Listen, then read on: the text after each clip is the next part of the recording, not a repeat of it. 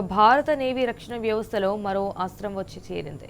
Silent హంటర్గా పిలిచే INS మహేక్ నౌకాదళంలో తన సేవలు అందించేందుకు సిద్ధమైంది. ఐఎన్ఎస్ మహే పూర్తిగా కాకపోయినా 80% స్వదేశీ సాంకేతికతతో తయారైంది.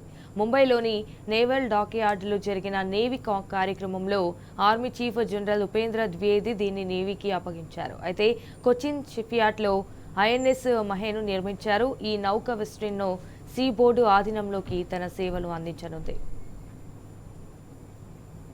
మలబార్ తీరంలోని చారిత్రక పట్టణం మహే పేరును ఈ నౌకకు పెట్టారు. దీని వైభాగంలో పైభాగంలో ఉరిమిని ఏర్పాటు చేశారు. ఇది కలరిపట్టిలో ఉపయోగించే పొడవైన సన్నని కత్తి. జలాంతర్గములను వేటాడేందుకు, తీర ప్రాంతంలో గస్తీని నిర్వహించేందుకు దీన్ని అధునాతన సామర్థ్యాలతో నిర్మించారు. సముద్ర గర్భంలో నిఘాతో పాటు పాల్గొనుంది. ఈ వాటర్ క్రాఫ్ట్ శబ్దం తక్కువగా చేస్తూ నీటిలో కదులుతుంది. అందుకే దీన్ని సైలెంట్ హంటర్ గా పిలుస్తారు. అయితే శబ్దం తక్కువగా చేస్తుండటంతో దీని రాకను శత్రు జలాంతర్గాములను పసిగట్టలేవు.